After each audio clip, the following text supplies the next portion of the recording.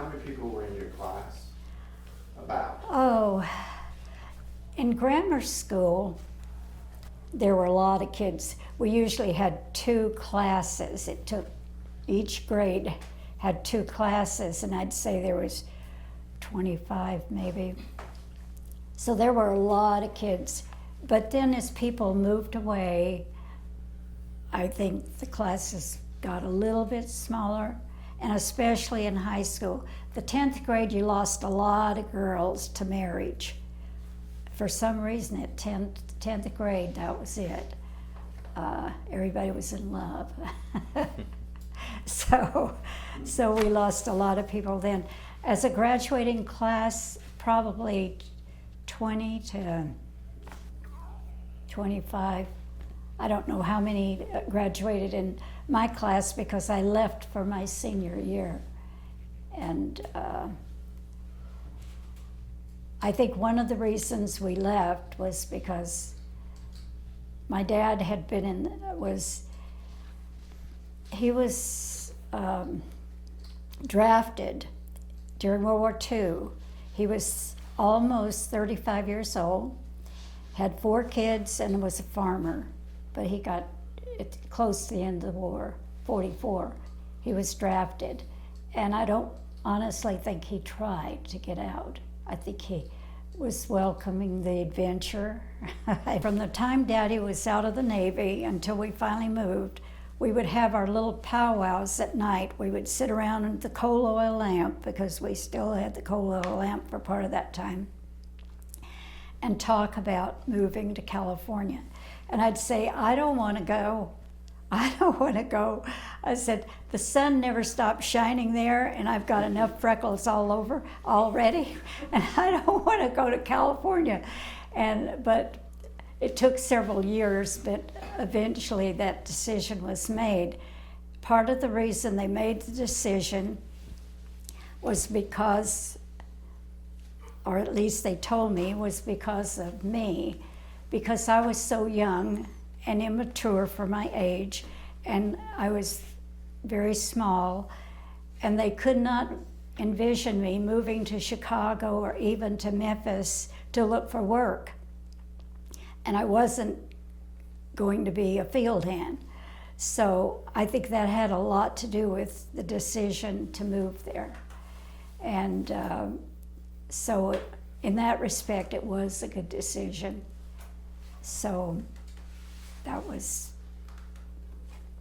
part of the reason for us to leave the colony. We had dropped colony by then. Where did you move in California? We moved to Stockton. And that's where you graduated high school? Yes, and it was a high school, consolidated three schools, the 11th, 12th, 13th, and 14th grade. So you got 2 years of junior college if you chose to. And on one campus adjacent to the College of Pacific. So it was about 1,500 kids in my graduating class, with every nationality, which was a shock, because living at Daesh, it was pure white. So that was really quite a thing. That summer I didn't work in the fields, and I think I gained 10 pounds, and I lost 5 of it the first week of school. It was horrible. It was terrible. But that was about a 2-week period that was like that. And then I met other girls that were also new to the school, and made some lifelong friends there, so it was good. Was it better there than in Nice? It was different. I wouldn't say better, I'd say different. I loved my years here. That's why I've come back so many times. That's one of the things that we keep hearing from people that we talk to was just what a wonderful time it was here. Oh, yeah. What was so magical about it? What was so great about during that time period? Well, you felt like you belonged. you felt like you knew everybody, but of course you didn't, you know. But you had that kind of feeling. We didn't really have, or at least my family didn't have a car most of the time. But I remember at least twice that my dad borrowed a car for a week. And he borrowed a car from Mr. Bailey. And I think he bought a tire, or he did something. You know, he did something to get the car, and we went to Hot Springs to visit his family. And that was really a big deal. That was, you know, neighborly. That was a nice thing.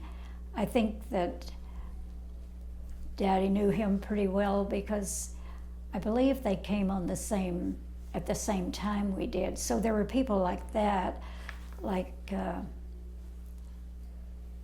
it was just, I don't know, you felt like you were special, even though other people maybe looked down on you because you were from the colony. We did have our home. We just had a lot of pride in the fact that we weren't sharecroppers or whatever. It was, I don't know, it was just such a fun time. A hard time, but fun time. Kids don't know. I remember when we got an Aladdin lamp. That was so wonderful. And we says, we don't even need electricity. We can see so good. Oh God, it was an experience. It was unique. And we tried to show our best foot forward if we ever did get to go anyplace. We were taught that, you know, you can be poor, but you can still have pride.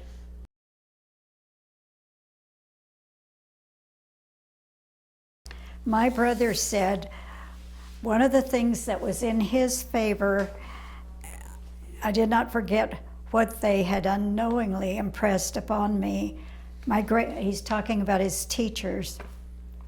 My grade school teachers were very impressive, sometimes with a board, a slap, or a look. In high school, sometimes it could get to be a fist. My brother was very feisty and outspoken and sort of a leader kind of person. Superintendent Fraser Watson told the senior class and one teacher, "You can get along or the teacher will be fired and the class will not graduate." The teacher was not fired and we graduated. Mrs. Cooley and our other teachers were outstanding. One of the things that I remember that was so nice about our school, especially in the later years, I don't know about grammar, when I was in grammar school, but the senior class always went on a senior trip after graduating for a week. And I think that the Ogdens, Mrs. Ogden was the business teacher. And she always, in the early years that I can remember, she always planned it and was the senior advisor. Later on, other teachers were the advisors, but she took kids, I remember, to New York City to, I think they went good places, you know, Yellowstone, I think, but they went to really, really nice Washington, D.C. One year they went. So there was really an effort to bring a little culture into life. So that was appreciated. Now, I remember my brother Joe and J.R.'s Cash's class, they went to Nashville. So there was some, I'm sure there was some persuasion there from J.R. Another thing that he told me about J.R., and I think it's in here, that that I just thought was pretty neat. He says, on Sundays we attended church and went swimming in the Blue Hole and Naked Hole in the Toronsa River. I attended the Boy Scouts on Thursday night with Mr. Bevel, was the scoutmaster. Jack Cash was patrol leader until Jack was killed in an accident in the agricultural building in the spring of 1944. And I was 9 years old at the time, and I can remember the funeral procession going in front of our farm on the way, I think, to Joyner or for burial or somewhere off the colony. It was a very sad occasion for the community. Jack was not only a scout patrol leader, but a leader in the Baptist youth group. Jack's mother played the piano for the Baptist church congregation, and Mr. Cash led the singing. And of course, we attended the Methodist church, but my brother attended the Methodist and the Baptist church. We all went to the revivals wherever they were because that was the thing to do. On Sunday morning, JR would climb the 150-foot water tank and study his Sunday school lesson. The big boys told me some of the dice girls skinny dipped in the tank. The church deacons played poker over on the Toronsa Riverbank trail, the trail going to Naked Hole. Our community was very colorful when the colors came to light. So that's from my brother Joe's perspective. I didn't happen to know about that stuff.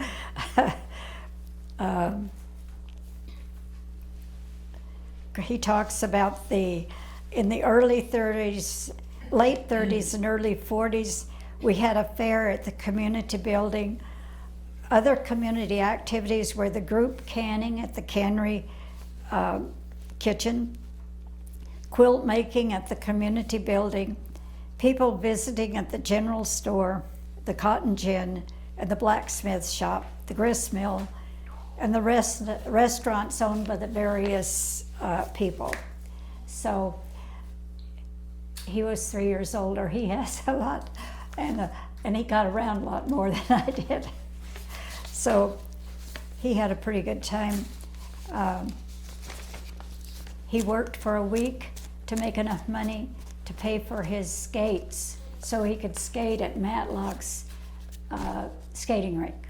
It was on the last, as you go out of town going south, and the very last road that turns, and it was about a block and a half or 2 blocks down. It wasn't that big a building. It seems to me that you were turning most of the time. So I learned to do this, go around. My brother could dance on the skates. So he bought his own skates. I had to pay a nickel or a quarter or whatever to rent skates, but he loved to skate. And he skated after he left Dice. But when we moved to California, he didn't have a job. He had been working, but he was in between jobs. And so he was in Memphis at the time, and the last minute he decided that he would go to California with us. And he had a motorcycle, an Indian motorcycle. So he rode his motorcycle all the way to California. He was either in front or behind us because there were, 3 kids in the back and 5 of us in the car. So that's how he got to California over the deserts and everything.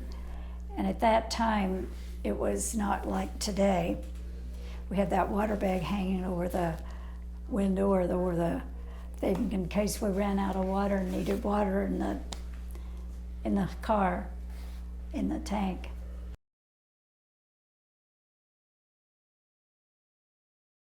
Did you know the Cashes yourself? Oh yeah.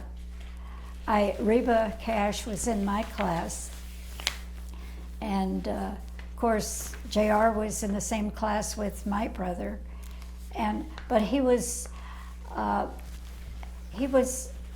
not really.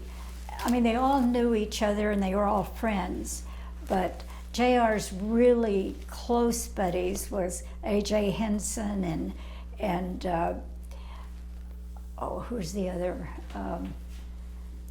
There were three of them with initials, and Harvey Clinton, and anyway, there was A.J. and J.E. J.E. Huff, A.J. Henson, and J.R. Cash. Those were all the initials. But the three of them were together a lot, and the Huffs lived just across the road and down one farm. So we would watch.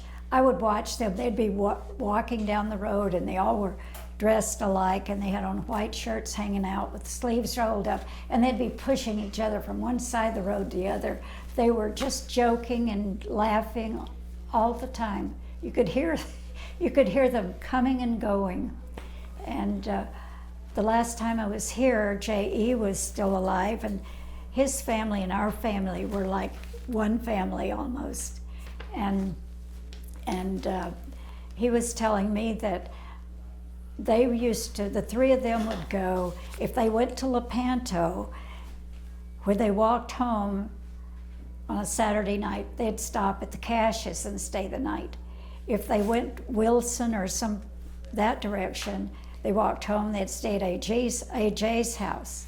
And if they went to Joyner or something that direction, then they'd stay at J.E.'s. So whosever house they were closest to, that's where they crashed for the night. And that's, they were real close like that.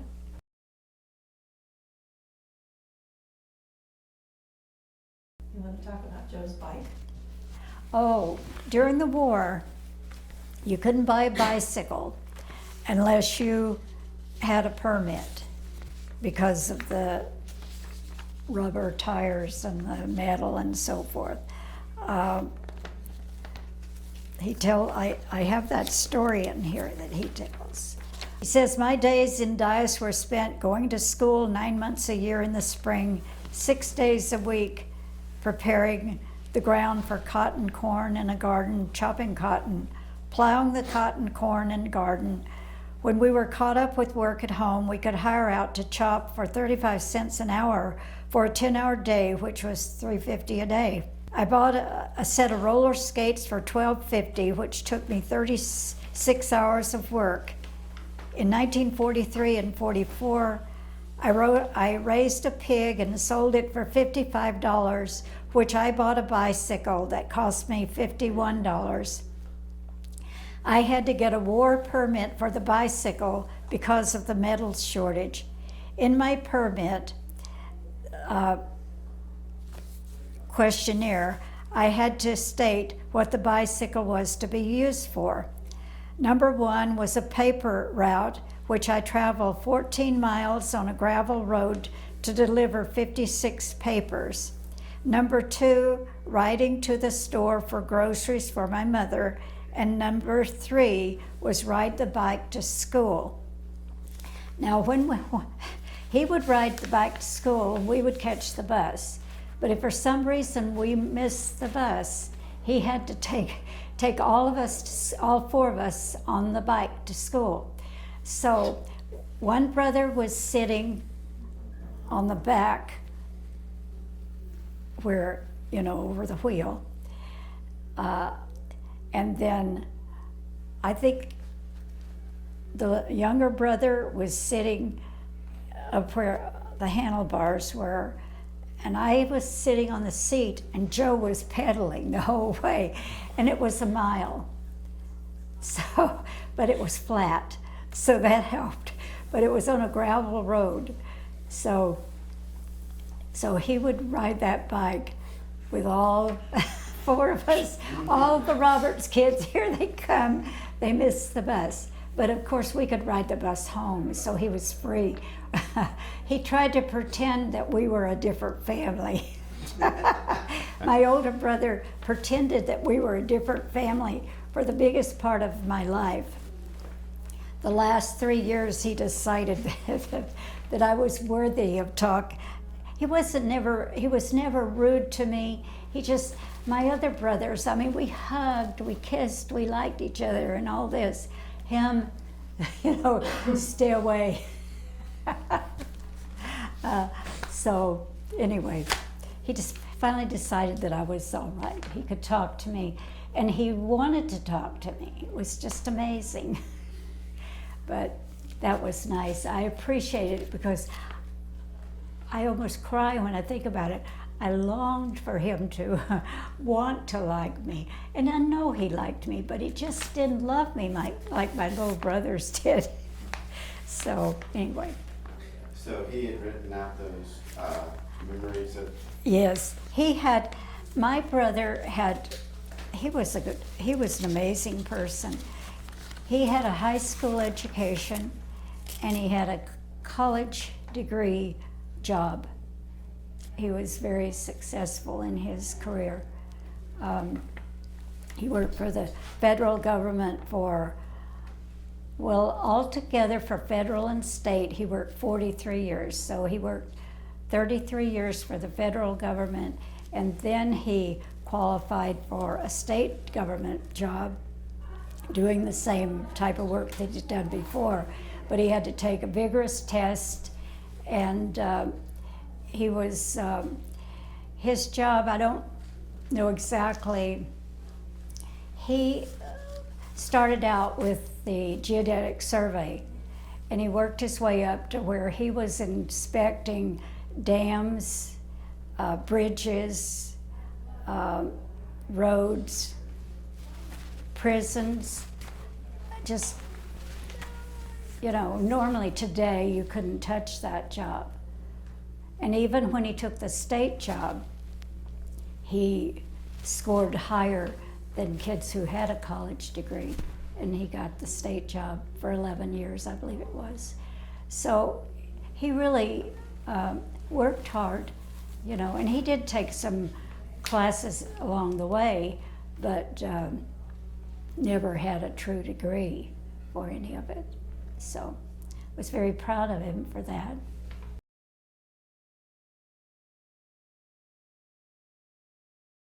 You want to talk about how the help on the farm, that you couldn't go to school sometimes, or the way that There you were, guys did that? yeah, there were times when as far as the cotton picking goes, there were times when, I don't know for what reason, whether the crop came in late or what, but we would go half-day school. And that way we would go home and work in the fields. And then we would make it up by going to school a half day on Saturday later in the year to make up the time that we missed. And how old were you when you started picking cotton? Well, I don't know for sure, but my guess would be like 8, somewhere around there. And we had, of course, not a cotton sack. We had a tow sack, that's what we called it. And I don't know whether that toe was supposed to be tote or if it was supposed to be like a potato. I never knew. A gunny sack, but of course I never heard of a gunny sack back then. So I always wondered whether that we were mispronouncing tote or, like I say, if it was a potato sack and we just said tow sack. I don't know, I always thought it was because you were towing it along when you were putting the, Well, yeah, maybe it was. I never knew. We just said, do you remember how much cotton you could pick? not very much. I picked I tried really, but I felt like I did. But I can remember many times when it'd be so hot and we'd be so tired. And I can remember we'd just lay back on that cotton sack and look up at the sky And if there were clouds, pretend that we were in hill country, someplace where there was something other than flatlands, and we'd watch the grasshoppers jumping around. But then Daddy would say, "Okay," and I can remember chopping those, or I guess it was hoeing. Chopping cotton, I think, is when you're thinning it out, and hoeing, I think, is when you're cutting the weeds, because they were the two things. But I think that's the way it worked. And I can remember there was one particular little vine that we would cut, and every time you cut it, it made a little noise. And I always liked to cut those because you could hear this neat little click. So I think maybe Joe was the one that was the worker. He could pick lots of cotton.